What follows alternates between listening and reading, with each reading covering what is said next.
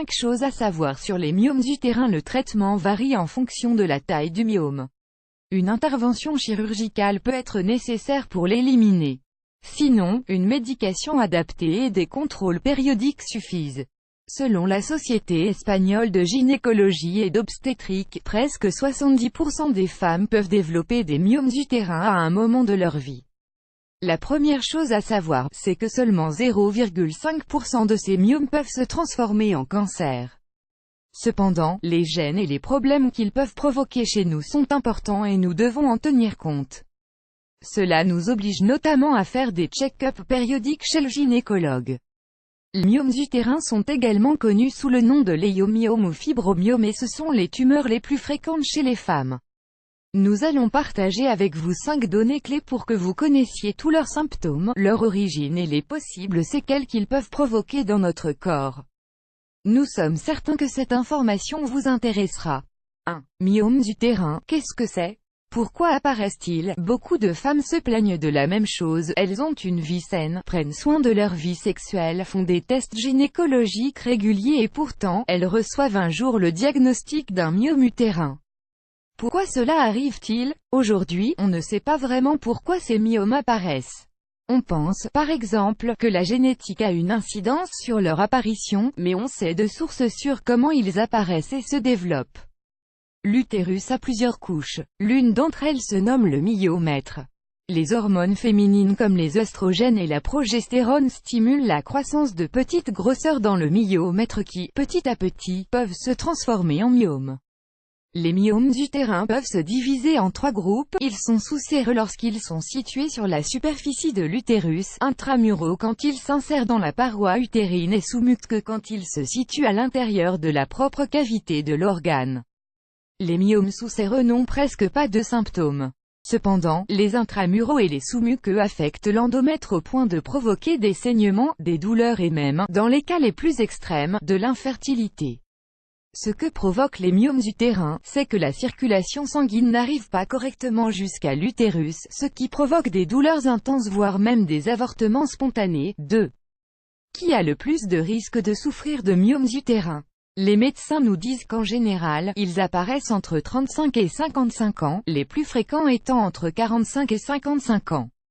Ce type de tumeur bénigne apparaît surtout pendant la période fertile des femmes. Il est fréquent que, si nos mères en ont souffert, nous en ayons aussi. Le risque d'en souffrir est plus élevé si nous souffrons de surpoids et si nous n'avons jamais été enceintes. 3. Les symptômes des myomes utérins. Il est nécessaire de savoir que presque 30% des femmes n'ont pas de symptômes. Seuls les tests médicaux réguliers chez le gynécologue peuvent nous avertir de la présence de ces myomes utérins. Voyons quels sont les symptômes les plus évidents que la plupart des femmes ressentent. Les saignements menstruels abondants. Des saignements en dehors des règles. Des règles plus longues. De l'anémie fébrive. Des gonflements et de la fatigue. La prise de poids. Des douleurs pendant les relations sexuelles. Le besoin d'uriner plus souvent. 4. Quels sont les traitements qui existent pour les myomes utérins? La première chose à laquelle on pense lorsqu'on nous diagnostique la présence d'un ou de plusieurs myomes utérins, c'est que nous allons devoir subir une intervention chirurgicale. Ce n'est pas toujours ainsi. Les plus petits myomes utérins peuvent être traités grâce à une médication déterminée et des contrôles réguliers. Quand un myome est très grand, ou qu'un petit ne répond pas au traitement médical prescrit, il n'y a plus d'autre choix que de le retirer. On peut pratiquer une myomectomie, l'ablation des fibromes sans affecter l'utérus, ou une hystérectomie, à savoir l'ablation partielle ou totale de l'utérus.